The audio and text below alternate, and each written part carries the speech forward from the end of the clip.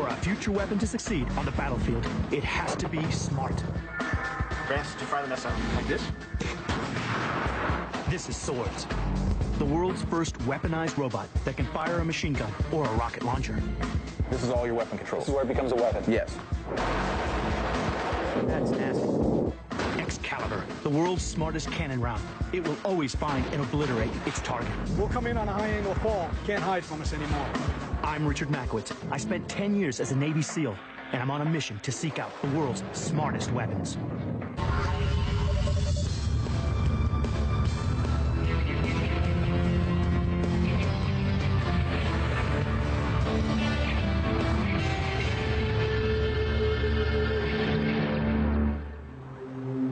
The remote and rugged landscapes of Ireland are steeped in myth and legend. So it makes sense that here in Northern Ireland, they developed a weapon with a name taken straight from the folklore of a race of fearsome warriors. Thor was the Viking god of war who protected his people by raining down thunder and lightning on his enemies. The Thor of the 21st century is just as powerful, just as deadly, except this one is no myth. This one is very real. This vehicle is fitted with Thor, a brand new state-of-the-art missile launcher that can take out aircraft or ground targets. It's a lightweight, highly mobile defensive unit. It weighs just a half a ton and can be operated by one man. The man is there really in an executive role to confirm the target and to decide when to engage the target. And when it's packed with 4 deadly accurate Starstreak missiles, there is no escape. Once you see the target, you see, well, that's the target I want to get, then you can get on there, fire it, and it's away. You know, you're talking seconds. The whole system has been built to detect, track, lock onto, and destroy a target such as a low-flying fighter plane or an attack helicopter in less than 10 seconds. So it's pretty obvious that a plane or a helicopter doesn't stand a chance against a Thor loaded with Starstreaks. But what's the point of having an anti-aircraft missile when the other guy doesn't have any planes? Who knows what the future may bring, but for now, the threat of an airborne attack on Western forces has almost completely disappeared. The current war on terror is being fought at street level, mainly in densely populated urban areas. And that's why Thor is smarter than the average anti-aircraft missile launcher. It has also been designed for use on the ground. In urban combat, ground targets are often exposed for just a few seconds as they pass behind buildings or civilians. To launch an effective strike, you need to be fast and accurate. You're also going to need a special sort of missile, like the Starstreak. The Starstreak missile is a close air defense weapon system that is designed for very rapid response to be able to engage targets that are only fleetingly visible, operating at very low level. Hill Wilson is the brains behind Starstreak. Its characteristic is very high velocity indeed. It is probably the most advanced short-range air defense missile in the world. But the Thor launcher can fire a whole range of missile types in any combination, making it equally effective against tanks and other heavily armored vehicles. Add to that a cutting-edge laser guidance system, CCD camera, and thermal imaging. You can clearly see why Thor lives up to its name. And seeing clearly is exactly what Thor is good at. Its advanced thermal and optical imaging is linked to a tracking system that can find and lock onto a target in seconds. And the whole missile guidance panel is incredibly easy to operate. The controls are very simple. You know, it gives an accurate weapon. And it's so simple to use, you know, once he's got the target, he fires, and that's it. And if we can see it, we can hit it. Under the expert guidance of James Keown, chief designer of Thor, I was able to master the controls in just a few minutes. Pretty simple. How do I lock it? If we engage the right hand grip, you have control of the sight, joystick controller. Piece of cake. The ATT indicates the target to be tracked. We log on the target. The sensitive thermal imaging can pick out the faintest heat signature in day or at night, even through heavy cloud. Camouflage doesn't work. We can see ground targets, we can see aerial targets at tremendous ranges.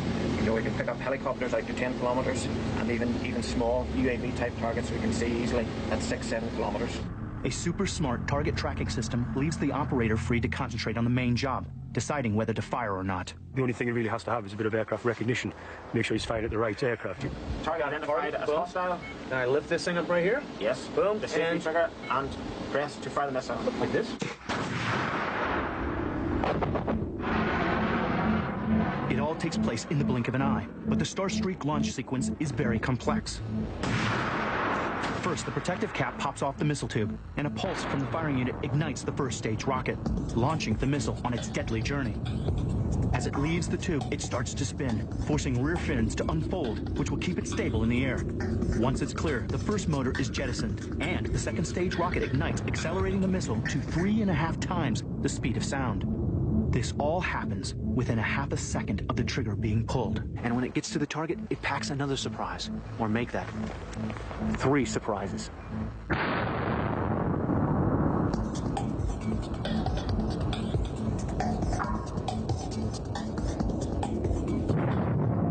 This little dart has within it all the systems that you would find on a missile many times bigger. You know, exactly. It has a receiver system, a guidance computer, a warhead, a fuse, actuator system, and a gyroscope.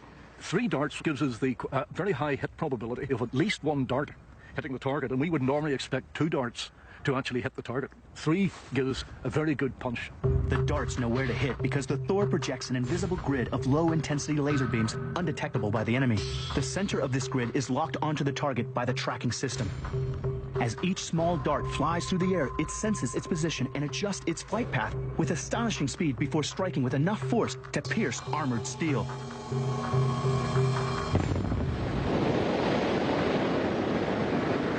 Here's a plate of armor. It's over an inch thick, weighs roughly 60 to 65 pounds, and the dart penetrated all the way through this with kinetic force alone. For an air defense missile, which is what it's designed to, for it to penetrate that much steel is just fantastic. There's no aircraft in the world with... That's going to hold up against it, isn't it? There's no armor that's going to stop it, no. Once the dart has pierced its way through the armor, only then does the tungsten warhead finally finish the job. All its energy, its chemical energy and its kinetic energy is delivered inside the target. So it's delivered inside the aircraft structure, and therefore the small charge has a tremendous, as it were, amplified explosive effect. Because it's compact inside that space. And the tungsten warhead produces many hundreds of fragments moving at very high velocity, damaging the structure and all the internals. Launched manually from a portable shoulder unit, the missile is as accurate as the operator who fires it. But when it's combined with the Thor launcher, the Starstreak is just seconds away from being a 100% guaranteed hit. It's a cutting-edge missile. It's passive. It can't be detected. It can't be beaten. It can't be defeated. There's nothing that can stop it. So once an operator decided to fire that missile, it's going to hit what he's firing at. Next, it's the world's first weaponized robot, soon to see active service in Iraq. But how will it take the fight to the insurgents? I'll find out.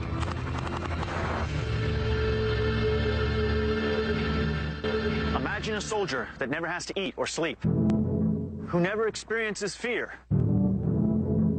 and never complains, who's 3 feet tall, has 4 eyes, and can see in the dark, and who's so attached to his weapon that it takes a screwdriver and a pair of pliers to take it from him. The Swords adds a new dimension to urban conflict. It's the world's first weaponized robot, and it can be armed with everything from a machine gun to a rocket launcher. We've shot rockets off of the system before. We've shot 40mm grenades off the system already. Anything that can be shot by a human can be shot by the sword. It's no wonder Time magazine voted this sinister-looking little robot one of the greatest inventions of the 21st century. That's why I'm headed to the Army Research and Development Center to see how bad this little monster is in person. And lucky for me, I've been given exclusive access to the next set of live demonstrations. This smart, wheeled assassin is controlled by a soldier, calling the shots at a safe distance from the enemy. The Swords robot will be used to extend the standoff between the soldier and the enemy. A soldier can drive his weapon remotely up to 800 to 1,000 meters away and be able to fire his weapon from the safe distance of obscurity. Bob Quinn is the general manager of Talon Robots at Foster Miller, the designers of Swords. It's the first armed robot that will actually see action, giving the soldier a powerful ally on today's front line. The Swords will carry out many of the same duties as a regular soldier: checkpoint security, guarding observation posts, or even acting as a lone sniper.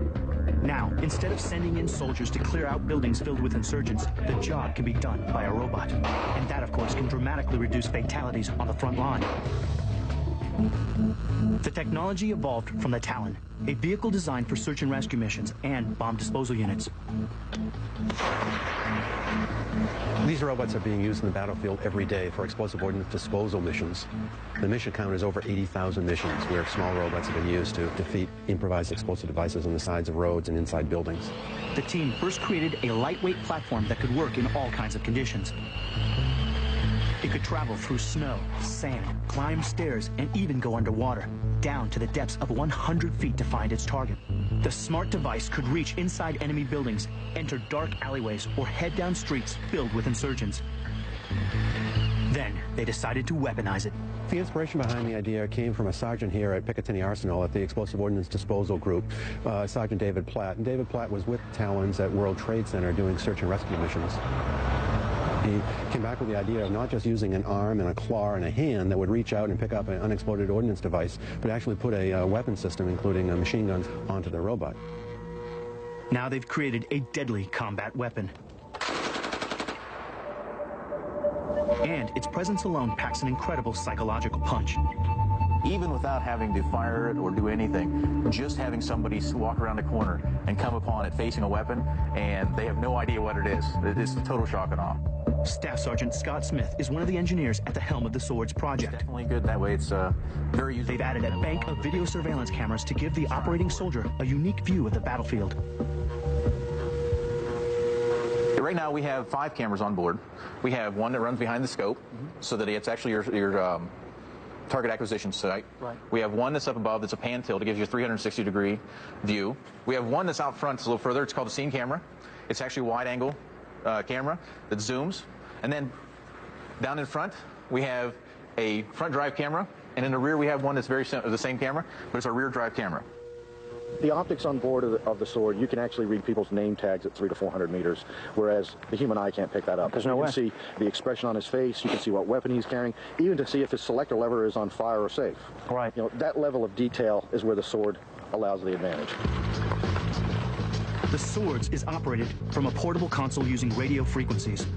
The soldier steers the robot using 2 joysticks with live video feeds relaying the pictures back to the unit. Now he can lock onto a target and fire in complete safety. So will this piece of mechanical muscle ever be smart enough to patrol the battlefield on its own? The one misconception people have about robotics, as soon as they hear robotic, they think of Terminator. It's going to go out and just go on its own. This cannot do anything that the soldier does not, command it to do. Right. The robot can carry many of the most lethal small arms weapons in the world.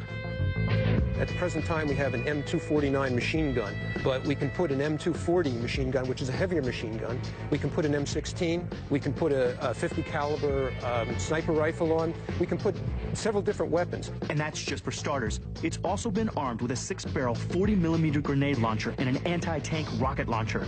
With this increased firepower, soldiers and the robots will be able to wreak absolute havoc on the front line. Coming up next, the power and accuracy of the world's first robotic warrior as I put this deadly machine through its paces.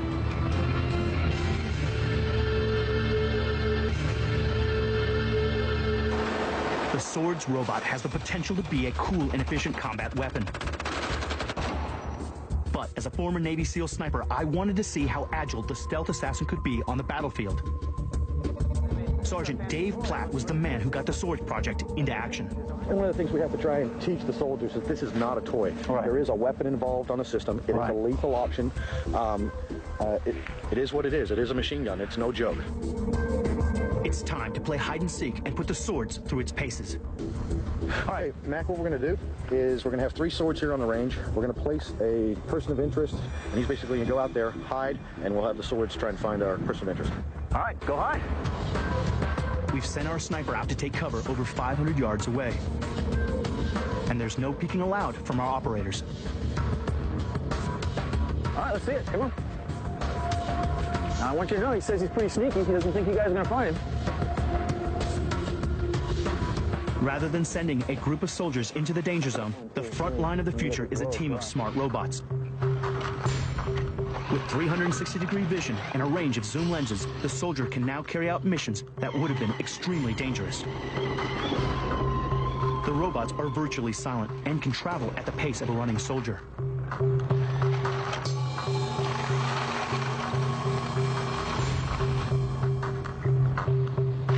They run on batteries and can be put in sleep mode for up to 7 days before being switched back on. A lethal sniper just waiting for its prey.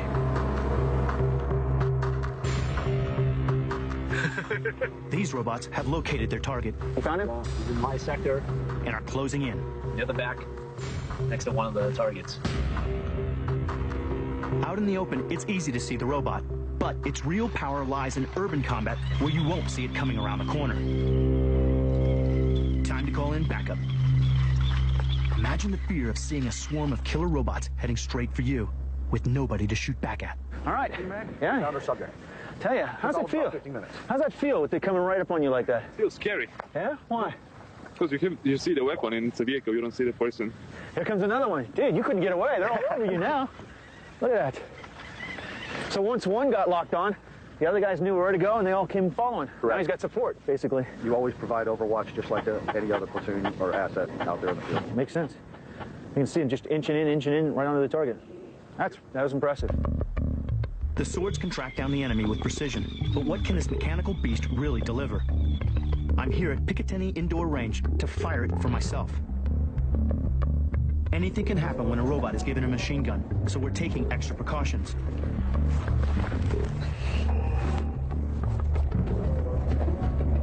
Fitted with the powerful M249 machine gun, the swords can deliver up to 350 rounds before needing to be reloaded.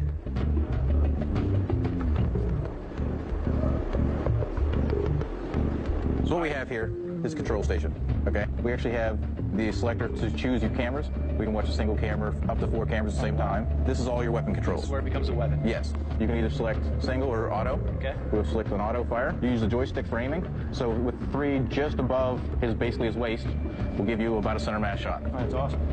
On such a stable platform, this robot can deliver its payload with extreme accuracy. Now the range is hot. We're going to shoot about an 8-round burst. Yep. About 1.2 seconds, just a quick... Yep, it'll give you just over right around 2 seconds, yep. All right, here we go.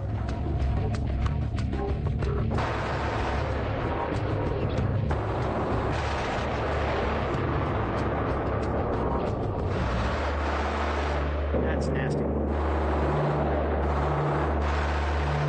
So easy to get back on target. It can literally pepper the enemy with pinpoint precision at 300 yards.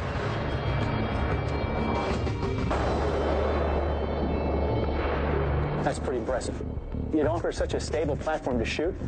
You don't have to think about breathing, steady trigger pull. You don't have to take into consideration wind as much. I mean, this gives you a very steady, very flat, very stable platform to deliver a lot of firepower really simply.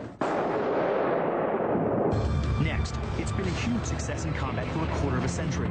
So what makes the new Apache even smarter than before? Coming up, the Apache Longbow in action.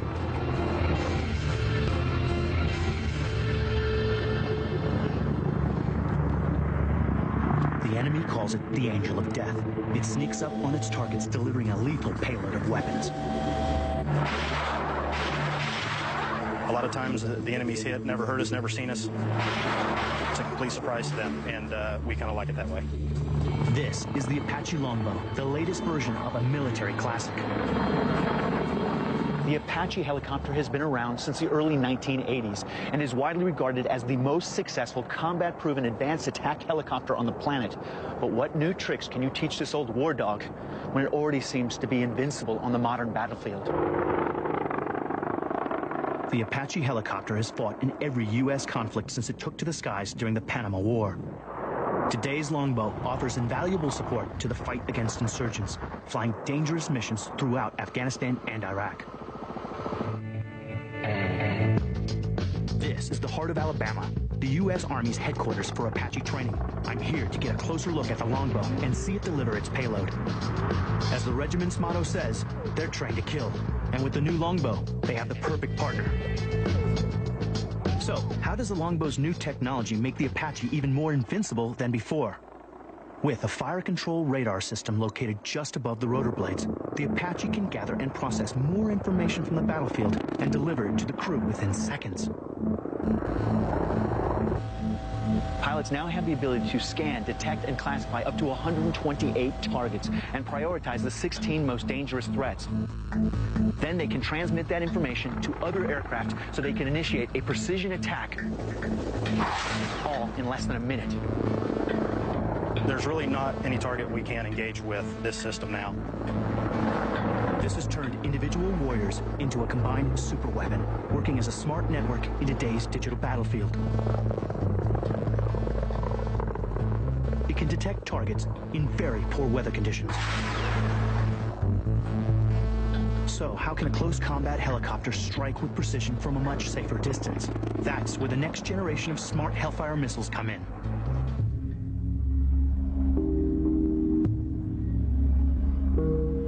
The only real weapons change that we had from the Alpha model to the Delta model, the Longbow, is what we call an RF missile. It's coincided with the FCR and is more of a fire and forget missile. Once we identify the target or pick it up on our radar, we can initiate, fire the weapon system, and fly away, and the missile itself will track that target and destroy it. These Hellfire missiles use a state-of-the-art radar frequency seeker instead of a laser to lock onto their targets. With 16 Hellfire missiles, if that's what you choose to carry, you can look at that's 16 tanks right away. And with multiple aircraft, you can take out quite a bit. Combine this with the Apache's other weapon systems, and you've got one of the most feared killers in the sky. With 70mm rockets mounted on both sides, the Apache can deliver total destruction.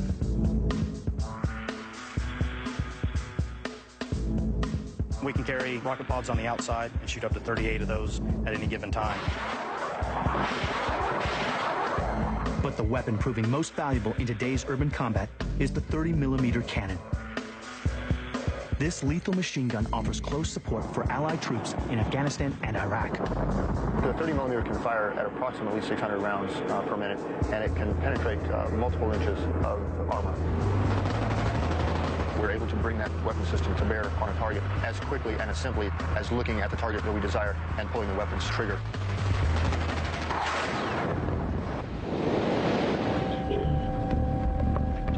So how much damage can the Apache cause with this vast weapons payload? I'm off to the firing range to see it in action. Flying today's mission is Captain Hurst and his co-pilot and gunner, James Morrow. At speeds approaching 200 miles per hour, they conduct missions against a wide range of relocatable targets.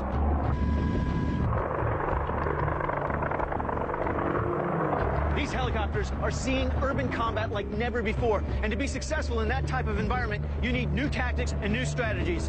And this Apache unit has just returned from Iraq. And like any good frontline battle, it's always nice to have a little fireworks to start it off. This is the target. Their tactical role is deep mission attacks, taking out key threats well ahead of the ground troops. Using the Longbow's fire control radar, pilots can now act with greater speed and precision on the battlefield. And it's in close combat that the Apache is most effective. Here it comes. Yeah, screams up to the surface, gets right to the attack angle. There's no chance. There's a payload. The 30mm cannon carries 1,200 rounds for rapid engagement on enemy vehicles and personnel, and can pierce through several inches of armor.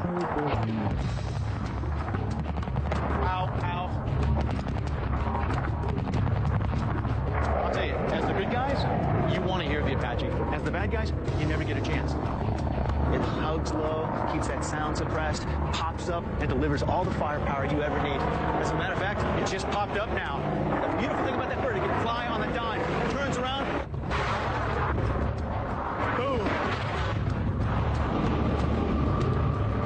And its rockets will blast through light armor and soft-skinned vehicles in a flash.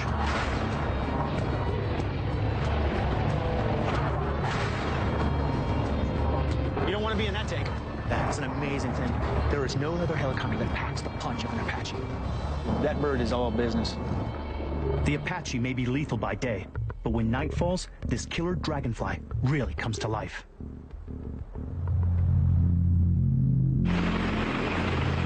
A very wise man once said, there's nothing to fear but fear itself.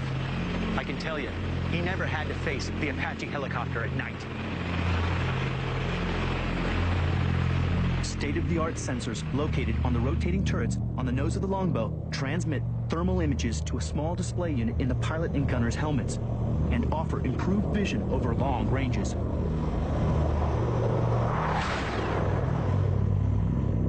Coming out of nowhere in a pitch black night, you never have a chance to see it coming. It's a living nightmare on a battlefield.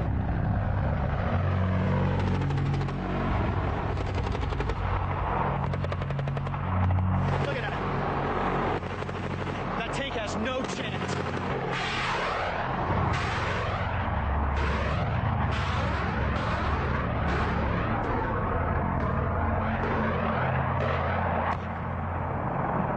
Just like that. I think that's what fear's all about. With flexibility and ferocious firepower, this smart helicopter is set for another 25 years of frontline combat service. Coming up next, what makes Excalibur the world's smartest artillery round?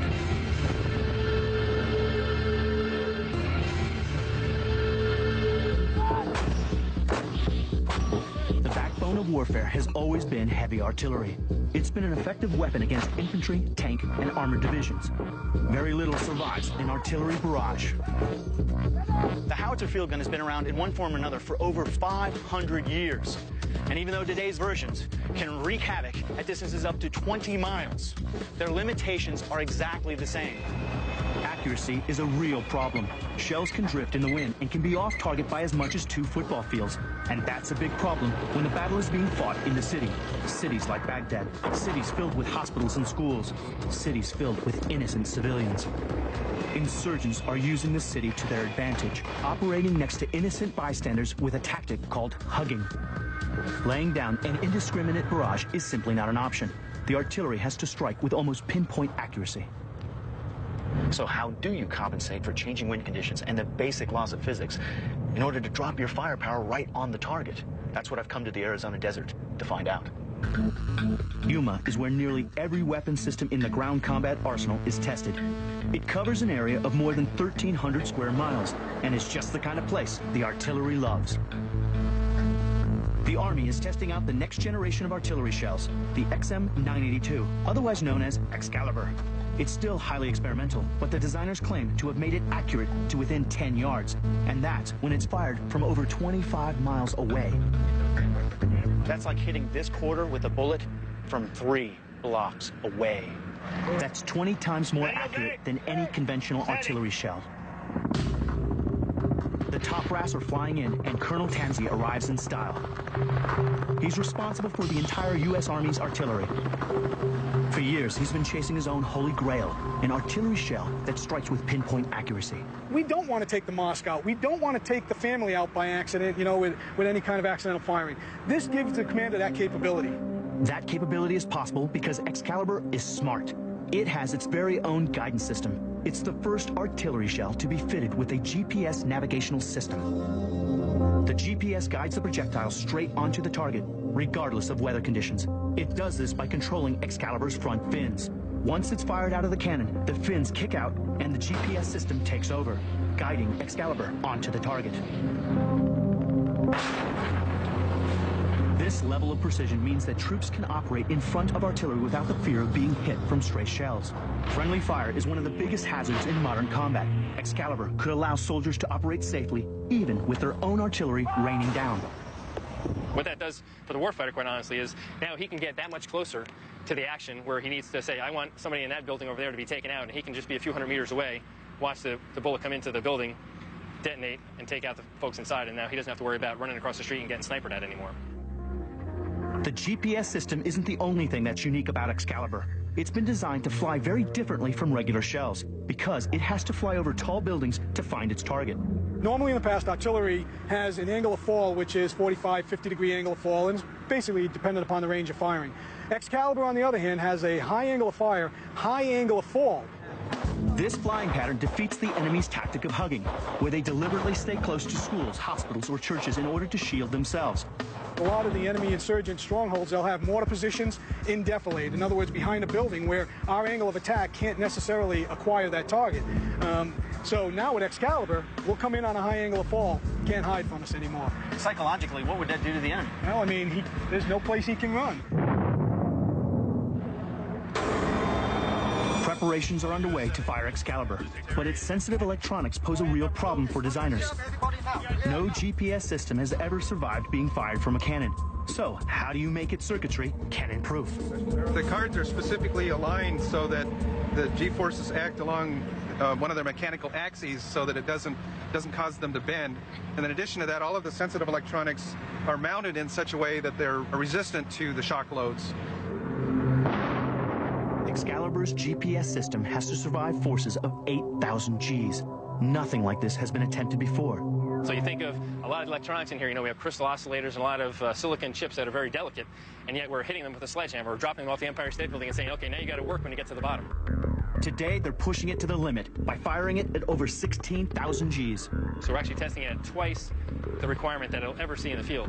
And so we're intentionally trying to break things and find where the weak points in the design are, so we can address those early, get them fixed, so we can make sure we have a highly reliable system and something that's going to work for the soldier in all conditions that he can ever possibly find himself in. It's not every day you get to blow up $250,000, because that's what each experimental round costs.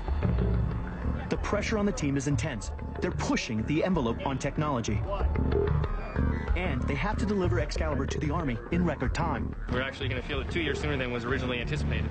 So we've had to take a lot of extraordinary measures to get this capability out as soon as we can. Has the tight schedule compromised Excalibur? Will it actually work? That's what we're about to find out. They're dealing with an experimental round that's packed with 12 pounds of high explosive. The test director is understandably nervous. Everybody on this side, please. They're about to set the fuse. Setting now. Fuse set. Okay, unit is good. Electronic, talk to me. Excalibur is now live.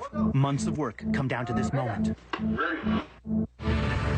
Next, can Excalibur deliver the goods?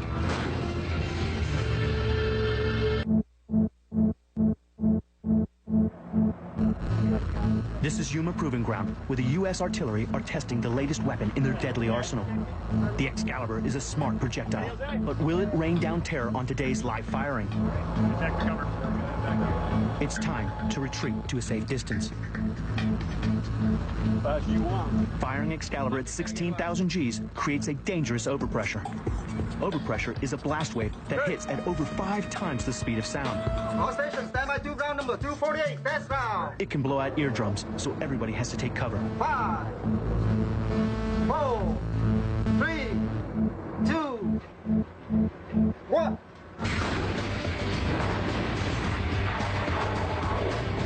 Excalibur is closely tracked by ground radar. We're just going to get the It hits the target within 7 yards. Colonel Tanzi is one happy man. We're starting to get some real shooting in. Today was a great success, but the biggest challenge for Excalibur is still to come. Now, at Yuma Proving Ground, the artillery team are going to push the Excalibur to its limits by shooting it 4 miles off course. Will its GPS system guide it back onto the target? The target is actually 22 kilometers up in this direction, you can see on the map. But the importance of the shot is it's going to be an offset shot. It's going to be offset by 15 degrees along this angle. And what it's going to do for us is show the maneuverability of the Excalibur projectile. Even when it's so far off course, the designers hope the GPS system will guide it back onto the target area. If it works, it could spell the end of Allied forces being accidentally hit by friendly fire. So that means any friendlies we have between the gun and the target on the gun-target line are safe. We can actually predict the flight path from left to right in on the target laterally. Incredible capability for us. I've never seen this done before.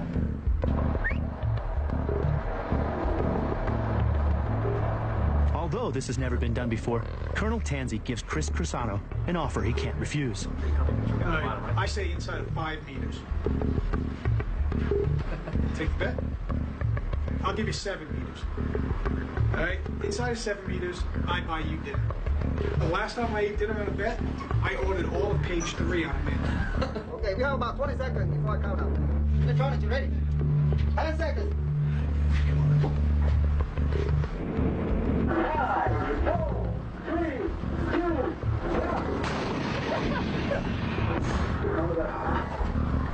120, time of flight?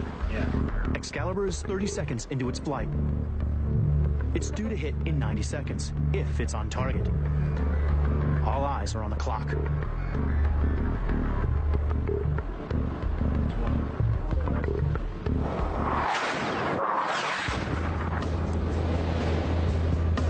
Everything worked perfectly. Excalibur leaves the howitzer traveling at over 183 yards per second. That's over 400 miles an hour. The onboard GPS corrected its flight path to guide it within 2 yards of the target.